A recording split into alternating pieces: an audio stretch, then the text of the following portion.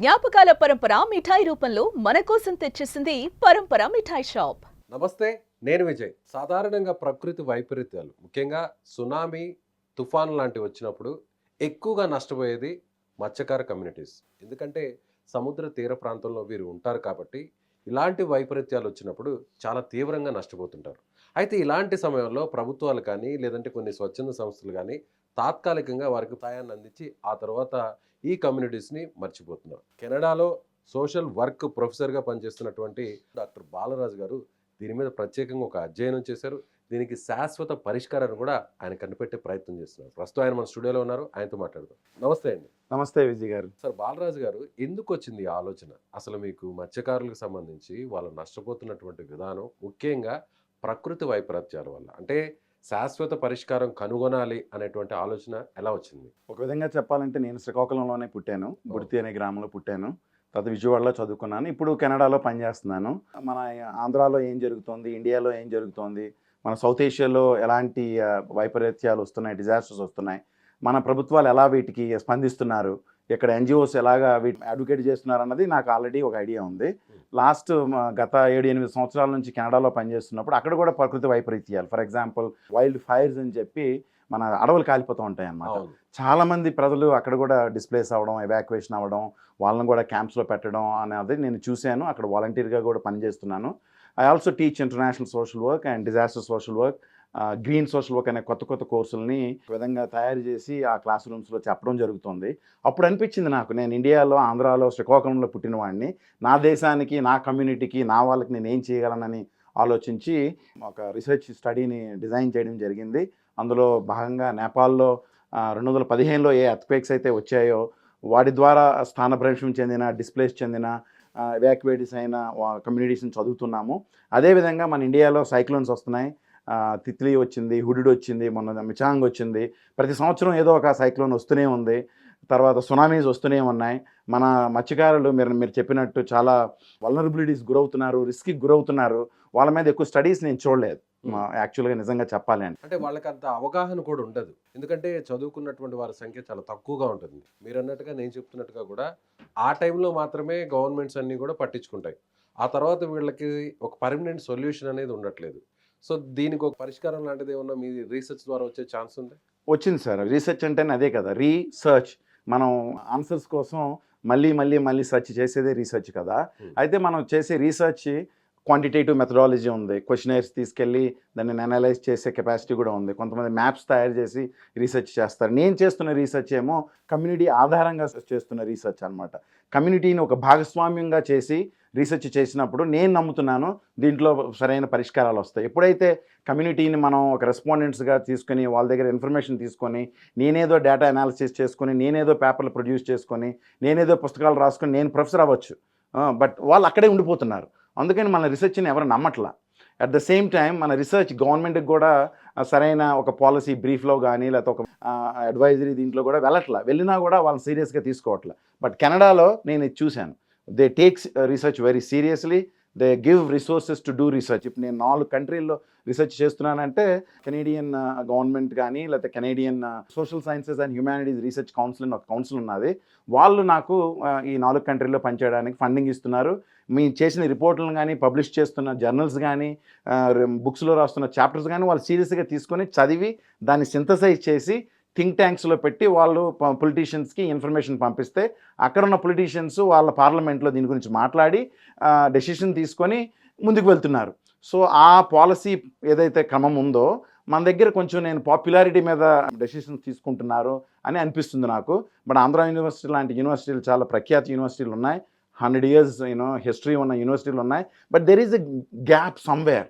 యూనివర్సిటీలో జరుగుతున్న రీసెర్చ్ సరైన ప్రజలకు అందట్లేదు, మీడియాకి వెళ్ళట్లేదు, పొలిటీషియన్స్కి వెళ్ళట్లేదు అని నేను అనుకుంటున్నాను. అందుకే ఈ రీసెర్చ్ని మేము పేపర్స్కి మాత్రమే పరిమితం అయిపోతున్నాయి. అలా అనకూడదు ఇన్ఫ్యాక్ట్. బట్ స్వాతంత్రం వచ్చి ఆల్మోస్ట్ 100 years అవుతుంది. 2047లో మోడీ గారు వికసిత్ భారత్ అంటున్నారు, షైనింగ్ ఇండియా అంటున్నారు, స్వర్ణాంధ్రప్రదేశ్ అంటున్నాము. మరి ఎక్కడ కనబడుతుంది ఆ స్వర్ణాంధ్రప్రదేశ్? సో మీరు చెప్పండి, అంటే మీ రీసెర్చ్లో మీరు అబ్జర్వ్ చేసింది ఏంది? నేను ఇందాక మనం ఇంటర్వ్యూ స్టార్ట్ ముందు కూడా మీరు ఒక అంశాన్ని ప్రత్యేకంగా చెప్తూనే వచ్చారు. ఏమని? Community resilience. అసలు ఏంటి కమ్యూనిటీ రెసిలెన్స్ అంటే ఏంటి? దీని ఫ్యూచర్ ఎలా ఉండబోతుంది? కమ్యూనిటీ రెసిలియన్స్ అంటే కమ్యూనిటీ అంటే సమూహాలు, మత్స్యకారుల సమూహం. Hmm. రెసిలియన్స్ అంటే స్థితిస్థాపకత లేదా క్షమత లేదా విపత్తుని తట్టుకునే శక్తి. అది డిజాస్టర్స్ అయినా అవ్వచ్చు, సైక్లోన్ అయినా అవ్వచ్చు, మన ఇంట్లో ఎవరైనా చనిపోవచ్చు, లేకపోతే ఉద్యోగం పోయినప్పుడు ఉండొచ్చు, COVID-19 ఉండొచ్చు. మనం ఒక విపత్తుకు తట్టుకునే శక్తి. Hmm. సో మన మత్స్యకారులతో మనం పనిచేస్తున్నప్పుడు మీరు అన్నట్టు వాళ్ళే తీర ప్రాంతానికి పక్కలో ఉంటున్నారు. ఏ విపత్తు జరిగినా, ఫ్లడ్ వచ్చినా, సైక్లోన్ వచ్చినా వాళ్ళే ముందు రిస్క్ని తీసుకోవాల్సి వస్తుంది. సో వాళ్ళు తట్టుకునే శక్తి ఉందా? ఉంటే ఏ విధంగా ఉంది? ఎంతమంది తట్టుకోగలుగుతున్నారు? అలా తట్టుకునే శక్తి ఉంటే మరి ఎందుకు మన వాళ్ళు వెరావల్ కానీ, గుజరాత్ కానీ, మ్యాంగ్లూరు కానీ, ముంబై కానీ ఈ మైగ్రేట్ అయిపోతున్నారు? ఇప్పుడు మీరు కొన్ని విలేజ్లు అంటే చూస్తే ప్రకృతి వైపరీత్యాలంటేనే ఒక ప్రళయం, ఒక విలయం. ఎందుకంటే దాన్ని ఎవరు కూడా ఒక మనిషి అనేవాళ్ళు దాన్ని కంట్రోల్ చేయలేని పరిస్థితి. అలాంటి సందర్భంలో వాటిని ఎలా ఎదుర్కోవాలి అని అంటారు? మీరు ఈ రీసెర్చ్‌కి అసలు ప్రధానమైనటువంటి అంశం ఏంటి? ఎదుర్కొనే అవకాశాలు ఉన్నాయండి. ఇప్పుడు మన మనిషిన తర్వాత మనకి న్యాచురల్గా there is a human resilience component. మనకి యాజ్ అ హ్యూమన్ బీయింగ్గా ఆ శక్తి మనకు ఉంది. కానీ చాలాసార్లు మనకు తెలియదు. అదే సైకాలజీ చెప్తుంది అక్కడ. మన ఫిజికల్ రెసిలియన్స్ అంటాం. యాజ్ అ ఫిజికల్గా మన మత్స్యకారులకి there fit for the to go into the sea. వాళ్ళు కులవృత్తి అంటున్నారు, ఐడెంటిటీ అంటున్నారు, మేము గంగపుత్రులం అంటున్నారు. యాక్చువల్గా కులవృత్తిని వాళ్ళు ప్రేమిస్తున్నారు. Yes. వాళ్ళకి ఆ ఫిజికల్ రెసిలియన్స్ ఉన్నది. అందుకే వాళ్ళు సముద్రంలోకి వెళ్ళి ఆ చేపల వేట చేయగలుగుతున్నారు. అవును. But at the same time వాళ్ళు ఈ కులవృత్తి లేకపోతే ఈ కులం పేరు మీద ఎక్స్క్లూడ్ అవుతున్నారు. సో ఎలాగా వాళ్ళు ఇప్పుడు ఏమంటున్నారు, మమ్మల్ని ట్రైబల్లో పెట్టాలి, మమ్మల్ని బీసీలో కాకుండా వేరే విధంగా చూడాలి, మమ్మల్ని సో దట్ మాకు కూడా చదువుకునే అవకాశాలు, ఉద్యోగాల అవకాశాలు, లేకపోతే ఇంకా నాయకత్వ అవకాశాలు వస్తాయి అంటున్నారు. సో వాళ్ళు ఏమంటున్నారు, ఆర్థికంగా మేము వెనకబడ్డాం, ఆర్థికంగా మమ్మల్ని వెలిదీశారు, సామాజికంగా వెలిదీశారు, ప్రకృతి పరంగా కూడా మేము వెలివేయబడుతున్నాం. ఎందుకంటే ఇప్పుడు క్లైమేట్ చేంజ్ రావడం వల్ల సైక్లోన్స్ పెరుగుతున్నాయి, లేకపోతే వాళ్ళు ఉండే ప్రదేశాల్లో కార్పొరేట్ ఇంట్రెస్ట్లతో వేరే డెవలప్మెంట్ జరిగి హోటల్స్ వస్తున్నాయి, రిసార్ట్స్ వస్తున్నాయి, వాళ్ళు అక్కడ నుంచి వేరే దగ్గరికి వెళ్ళాల్సిన అవసరం వస్తుంది. ఈ విధంగా అన్ని రకాలుగా కూడా ఈవెన్ ఎన్వైరన్మెంటల్ పరంగా, క్లైమేట్ పరంగా, ఆర్థికంగా, పొలిటికల్గా, కల్చరల్గా, ఎడ్యుకేషన్ పరంగా, హెల్త్ పరంగా మీరు ఏ విలేజ్కి వెళ్ళినా ఇదే చెప్తున్నారు. మేము అన్ని రకాలుగా వెనుకబడి ఉన్నాం, గవర్నమెంట్ చేస్తున్న కార్యక్రమాలు వస్తున్నాయి మాకు, అయినా సరిపోవట్లేదు. కానీ అక్కడ డెవలప్మెంట్ జరుగుతుంది, మేము మాత్రం డెవలప్ కావట్లేదు. అంతేనా? వాళ్ళు ఒక విధంగా చెప్పేది అదే. ఒక విధంగా నేను అదే వింటున్నాను. మేము చేస్తున్న ఈ రీసెర్చ్లో భాగంగా మేము స్టోరీస్ని క్రియేట్ చేస్తున్నాం. ఎందుకంటే నేను చెప్పినట్టు మా పెన్ను పుస్తకం పట్టుకొని వెళ్ళి వాడిని అడిగి నేను రాసుకుంటే నేనేదో వాడి దగ్గర తీసుకుంటున్నట్టు ఫీల్ అవుతున్నాడు. సో కమ్యూనిటీ సైన్స్ అనేది ఇప్పుడు కొత్తగా మేము రీసెర్చ్లో ఒక టూల్గా వాడుతున్నాం. కమ్యూనిటీ సైన్స్ ఏంటంటే కమ్యూనిటీ మెంబర్స్ని యాజ్ ఎ కో రీసెర్చర్స్గా మనం, వాడు కూడా నాలెడ్జ్ ఉంటుంది. లేకపోతే నేను వెళ్ళను కదా వాడి దగ్గరికి, నేను వాడి దగ్గరికి వెళ్ళి నేర్చుకుంటున్నాను. అయ్యా క్లైమేట్ ఎలా ఉంది, సముద్రపు అలలు ఎలా ఉన్నాయి, కెరటాలు ఎప్పుడు వస్తాయి, ఏ టైంలో నువ్వు సముద్రంలోకి వెళ్తావు, ఇంతకుముందు ఎన్ని చేపలు పడేవి, ఇప్పుడు ఎంత పడుతున్నాయి, అసలు సముద్రం కలర్ ఉంటేనే నువ్వు ఎక్కడ చేపలు పడతాయో చెప్పగలవు కదా. ఇలాగ ఇండిజినస్ నాలెడ్జ్ వాళ్ళ దగ్గర ఉన్నది, లోకల్ నాలెడ్జ్ ఉన్నది. కానీ దాన్ని మనం గుర్తించట్లా. ఇప్పుడు మనం ఏం చేస్తున్నాం, వెస్ట్రన్ సైన్స్ అంటున్నాం. మన ల్యాబుల్లో ఏదైతే జరుగుతుందో, మ్యాప్స్ కానీ, లేకపోతే మీరు అన్నట్టు ట్రాన్స్పాండర్స్ కానీ, లేకపోతే జిఎస్ మ్యాప్లు కానీ, ట్యాగింగ్ కానీ, ఇవన్నీ మనం తయారు చేస్తున్నాం. కానీ వాళ్ళకి అందట్లా. అది నేను మన విలేజెస్లో కానీ చూస్తున్నాను. రాకెట్ సైన్స్ కూడా ఏం చెప్తుందంటే, చాలా మంది కూడా ఇప్పుడు రీసెంట్ గా ప్రయోగించినటువంటి రాకెట్ ప్రయోగాల్లో కొన్ని శాటిలైట్స్ ని, సముద్రంలో ఉన్నటువంటి మత్స్య సంపదను కూడా శాటిలైట్స్ ద్వారా గుర్తించి ఆ టెక్నాలజీని వీళ్ళకి ట్రాన్స్ఫార్మ్ చేస్తామని చెప్తున్నారు. నిజంగా జరుగుతుందా? జరుగుతుంది సార్. కానీ అది మా పెద్ద పెద్ద కంపెనీలకి హెల్ప్ అవుతుంది. డీప్ సీ ట్రాలింగ్ అని ఇప్పుడు జరుగుతుంది. వాళ్ళు సముద్రంలో 200 కిలోమీటర్లకి మన మత్స్యకారులు వెళ్ళారు. వాళ్ళ నాన్నగారి టైంలో వాళ్ళ 5 కిలోమీటర్లు వెళ్ళేవారు, చిన్న తెప్ప మీద వాళ్ళు చేపలు పట్టుకునేవారు, గోచి కట్టుకునేవాడు. వాడు హిస్టరీ చెప్తున్నాడు నాకు.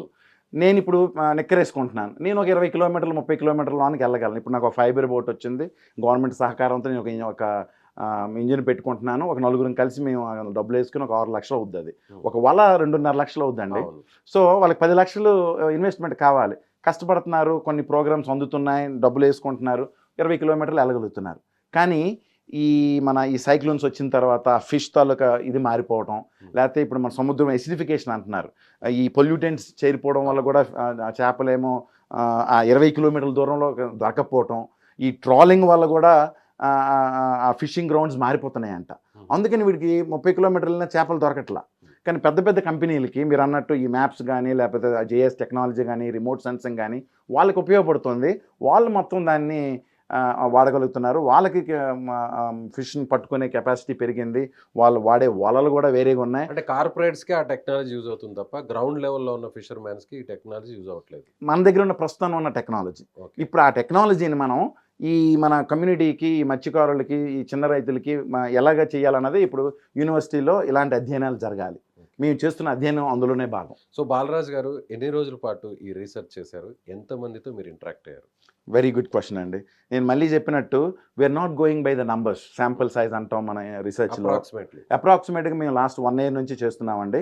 నేను కోడి శ్రీనివాస్ గారు ఆంధ్ర యూనివర్సిటీలో మ్యారిటైమ్ ఆంథ్రోపాలజిస్ట్ ఉన్నారు, ఆయన నాకు ఒక కొలాబరేటర్ ఇక్కడ. మీరు అనొచ్చు, మీరు కెనడాలో ఉంటారు కదా, ఇక్కడ రీసెర్చ్ ఎలా జరుగుతుందని. నేను ఈ ప్రాంతం వాడినే, ప్రతి 2 నెలలకి నేను రీసెర్చ్ లీవ్ తీసుకుని వస్తున్నాను. నేనే గ్రామాలకు వస్తున్నాను. దానికి రిసోర్సెస్ ఉన్నాయి. ఎవ్రీ 2-3 months నాకు రీసెర్చ్ లీవ్ ఇస్తున్నారు. సో ఇక్కడ మన కొల్లేరులో కూడా డాక్టర్ శివశంకర్ అని ఒక ఆయన ఉన్నారు. ఆయన సెంట్రల్ యూనివర్సిటీలో చదివచ్చారు, పాండిచ్చేరిలో, జర్నలిస్ట్ యాక్చువల్గా, మాస్ కమ్యూనికేషన్. ఆయన కొల్లేరులో స్టడీ చేస్తున్నారు. రాజభూషణ్ అని, డాక్టర్ రాజభూషణ్ అని ఇంకో ఆయన సెంట్రల్ యూనివర్సిటీ. సో నేను ఈ కొలాబరేటర్స్తో పనిచేస్తున్నాను. సో మీరు అన్నట్టు ఈ లాస్ట్ 1 yearలో అక్కడ సోంపేట, బోర్వా దగ్గర నుంచి మొదలు పెడితే ఇలాగ ఇప్పుడు మనం కొల్లేరు వరకు వచ్చాం, వెస్ట్ గోదావరి వరకు వచ్చాం, ఇంకా నెల్లూరు వరకు వెళ్ళాలి. ఎందుకంటే ఆంధ్రప్రదేశ్ తీర ప్రాంతం 900 kilometers. సో మొత్తం కవర్ చేయాలనే ఒక ఆలోచన ఉంది సార్. ఇది ఏదో నేను వచ్చి ఈ రోజు వీళ్ళతో మాట్లాడి 2 photos తీసుకొని 4 స్టోరీలు రాసేసి వెళ్ళిపోయి దీంట్లో లేను నేను. I think research in general has to be a long term process. Okay, me research ఇంకా ఆన్గోయింగ్. అవును. సో మీరు ప్రధానంగా గమనించినటువంటి అంశాలు ఏంటి? ఇప్పుడు ఏం చూస్తున్నామంటే, ఫర్ ఎగ్జాంపుల్ ప్రధాన సమస్యలు నేను చెప్పినట్టు ఎకనామిక్గా ఎక్స్క్లూడ్ అవుతున్నారు. వాళ్ళకి సరైన ఫిష్ క్యాచ్ దొరకట్లేదు. వీడేమో డీజిల్ కోసం కానీ లేకపోతే వాళ్ళ కోసం కానీ ఆ సైక్లోన్ వచ్చిన వెంటనే పోయిన వెంటనే వీడు 2 లక్షలు ఒక మిడిల్ మ్యాన్ దగ్గర డబ్బులు తీసుకుంటున్నాడు. ఆ క్యాచ్ ఆయనకే అమ్మాలి, ఆయన రేటుకే అమ్మాలి. సో మీడియేటర్స్ ఉన్నారు, అందరికి తెలిసిన విషయం. కొత్తగా నేను చెప్పేది ఏం లేదు, ఆ వ్యవస్థ ఉంది, ఇప్పుడు జరుగుతూనే ఉంది. దాన్ని ప్రభుత్వాలు ఖండించాలని చూస్తూనే కానీ అది సాధ్యం అవ్వట్లేదు. ఎందుకు? అసోసియేషన్స్ ఉన్నా కూడా అసోసియేషన్ దగ్గర, వాళ్ళ దగ్గర, కోఆపరేటివ్స్ దగ్గర డబ్బులు లేవు. So how do they then invest on this అని అదొక సమస్యగా ఉంది. దానివల్ల మైగ్రేషన్, దానివల్ల డిస్ట్రెస్, దానివల్ల ఏమో పక్క ఊరికి వెళ్ళిపోవడం. అంటే ఎక్కడికి వెళ్తున్నారు వీళ్ళు నేను శ్రీకాకుళం జిల్లా డి మచిలేశం, గారా, ముసఫ్ బందర్, విజయనగరంలో కోనాడ, ముక్కం, ఈ గ్రామాలు వెళ్ళినప్పుడు విజయనగరం వాళ్ళు హార్బర్కి మన వైజాగ్ వస్తున్నారు ముఖ్యంగా.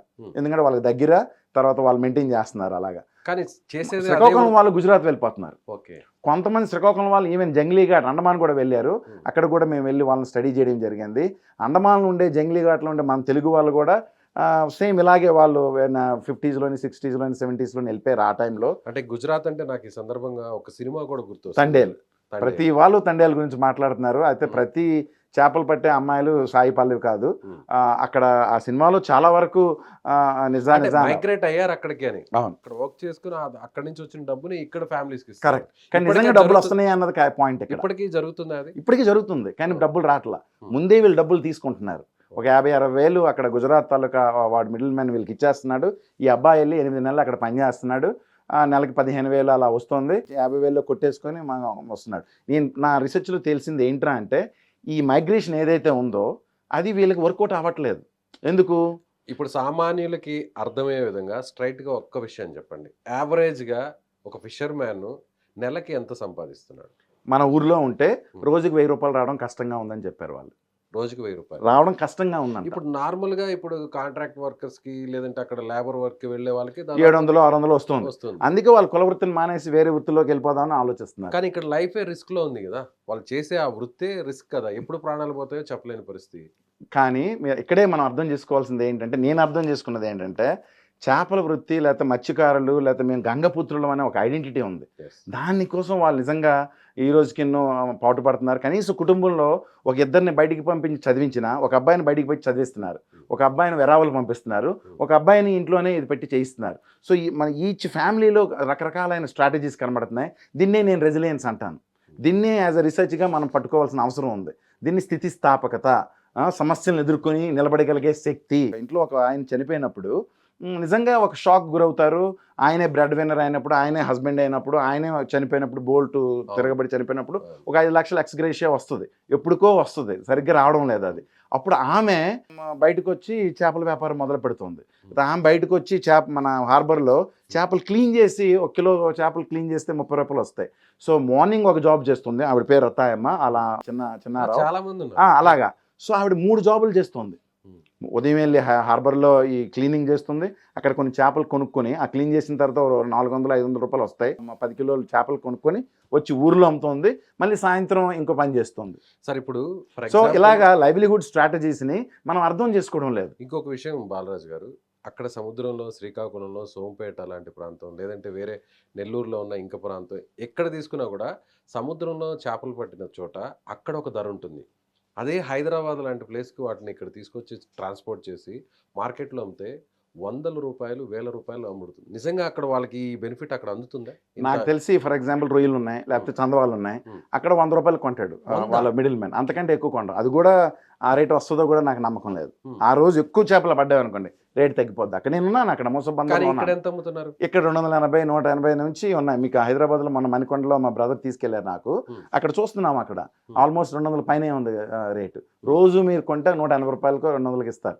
సో అంత రేట్ ఉంది. అందులో మిడిల్ మ్యాన్, అందులో ఐస్ బాక్సులకి, ట్రావెలింగ్కి సప్లై చైన్ అంతా ఉంది. దీన్ని వాళ్ళే ఒక కోఆపరేటివ్గా చేసుకొని వాళ్ళే చేయగలిగితే ఆ లాభం కూడా వాళ్ళకి అందుతుంది. అది డైరీలో మనం చూసాం. ఇప్పుడు మన విశాఖ డైరీ ఉంది, 1000 కోట్ల వ్యాపారం చేస్తుంది. హెరిటేజ్ ఉంది, 4000 కోట్ల వ్యాపారం చేస్తుంది. మన ఫిషర్మెన్కి ఎందుకు అలా ఉండకూడదు? మా అన్నయ్య గారు తనతో మాట్లాడినప్పుడు ఆవిడ అడిగింది, నువ్వు ఇంత రీసెర్చ్ చేస్తున్నావు కదా, మన ఇప్పుడు అగ్రికల్చర్ వాళ్ళకి మినిమం గ్యారంటీ ప్రైస్ ఉన్నది, అంటే ధాన్యం 200కి కొనాలి, గవర్నమెంట్ పెట్టాడు, మరి ఎందుకు మత్స్యకారులకి అలాంటిది మనం పెట్టకూడదు?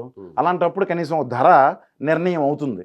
అప్పుడు మిడిల్ మ్యాన్ ఎవరైతే ఉన్నారో వాడు దీనికంటే ఎక్కువ ఇస్తే కానీ వాడు కొనడానికి అవ్వదు కదా. అలాంటిది ఏమీ లేదు. ఇన్ని సంవత్సరాల నుంచి మనం మాట్లాడుతున్నాం. సో ఇప్పుడు మీరు కలెక్ట్ చేసినటువంటి ఈ డేటా అంతా కూడా, ఈ ప్రాజెక్ట్ అంతా కూడా గవర్నమెంట్కి సబ్మిట్ చేసే ఆలోచన ఏమైనా ఉంది? గవర్నమెంట్కి సబ్మిట్ చేసే ఆలోచన అంటే, ఇప్పుడు నేను చెప్పాను కదా, యాజ్ అ ప్రొఫెసర్గా నా బాధ్యత ఏంటంటే దీన్ని నేను జర్నల్గా ఆర్టికల్స్గా తీయాలి.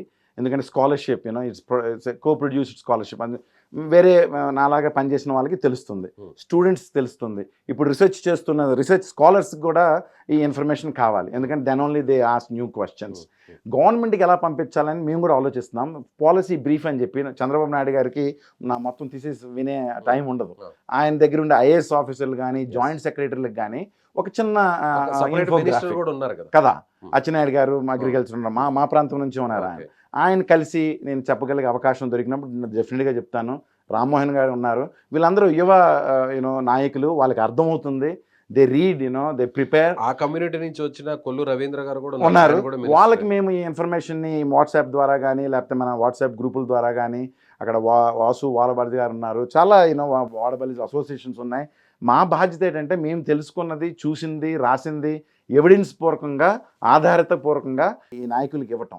యాక్చువల్లీ మూడు రకాలుగా, ఇటు సమాజాన్ని లేకపోతే ఎవరితో పనిచేస్తున్నామో వాళ్ళకి వాళ్ళ ప్రదేశం గురించి, వాళ్ళ చేపల వృత్తి గురించి, వాళ్ళ పరిస్థితుల గురించి కూడా తెలుసుకునేటట్టు చేస్తున్నాం. ఎందుకంటే మ్యాప్స్ చూపిస్తున్నాం, ఫొటోస్ చూపిస్తున్నాం, 3D మోడల్స్ చూపిస్తున్నాం. దీన్నే కొలాబరేటివ్ సైన్స్ అంటారు. లేదంటే చాలామంది బీచ్ ప్రొఫైలింగ్ అని వచ్చిన టెక్నిక్ ఉంది, అది మనం వీళ్ళకి నేర్పించవచ్చు. ఆ బీచ్ పౌర్ణమిలో ఎలా ఉంది, అమావాస్య రోజున ఎలా ఉంది, ఎన్ని ఆటుపోట్లు వస్తున్నాయి, ఎలాంటి అలలు వస్తున్నాయి. ముఖ్యంగా యూత్ అండ్ చిన్నపిల్లలకి, మన స్కూల్లో ఉండే పిల్లలకి ఈ సైన్స్ అనేది చాలా అవసరం. When they start collecting data, మన జాబ్ ఏంటంటే ఆ డేటాని కలెక్ట్ చేసి అందులో నుంచి వచ్చింది వాళ్ళకి చూపించాలి. ఇప్పుడు ఏం లేదు సార్, ఇప్పుడు మనకు డీమచ్లేసి ఉంది, అక్కడ 10 పడవలు ఉన్నాయి.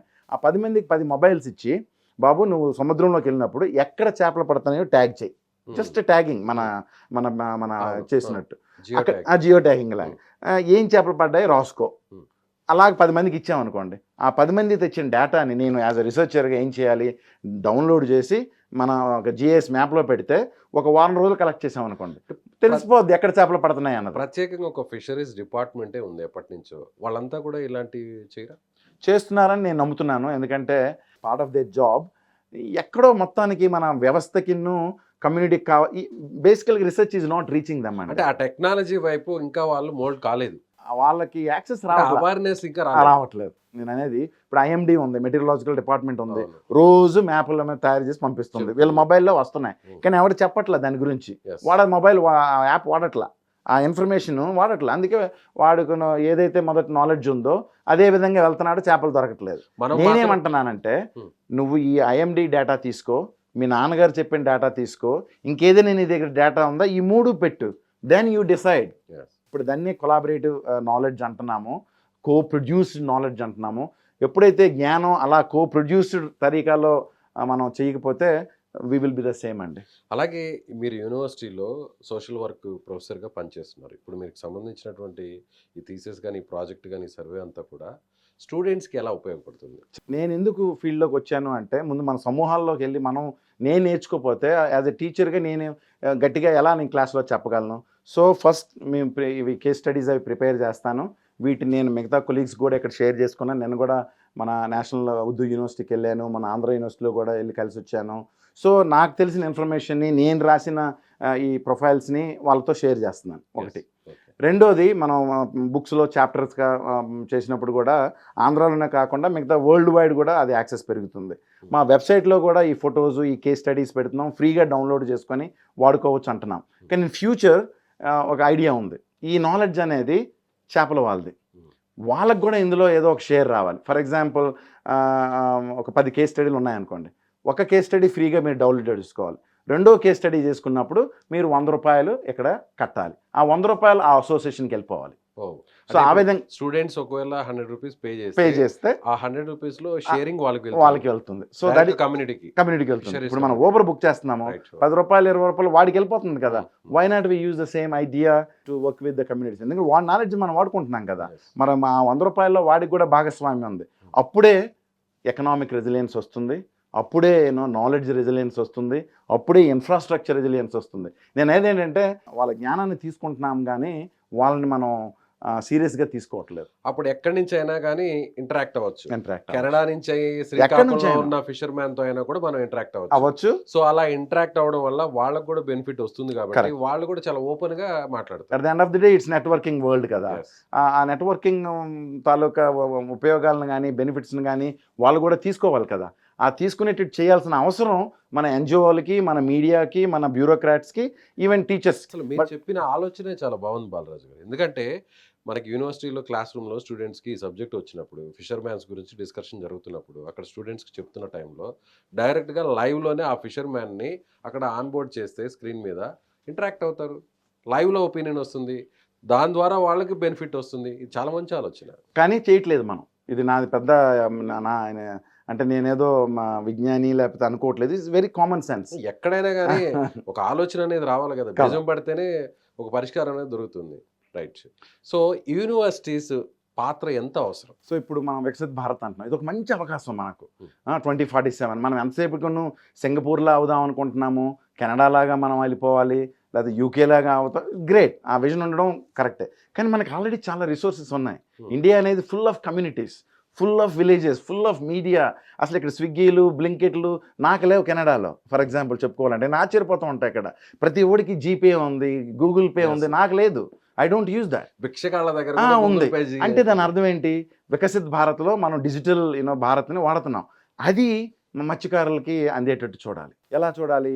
ఫర్ ఎగ్జాంపుల్ మన చేసే రీసెర్చ్ కూడా, థియరిటికల్ రీసెర్చ్ కూడా అవసరమే. కానీ మనం కమ్యూనిటీ ఆధారిత, సమూహ ఆధారిత, కమ్యూనిటీ బేస్డ్ రీసెర్చ్ కూడా మనం చేయాలి. అప్పుడు మనం రియల్ ప్రాబ్లమ్స్ని తీసుకుని సాల్వ్ చేసిన వాళ్ళం అవుతాం. ఇది నా క్లాస్ రూమ్లో is the best place to work with the students కదా.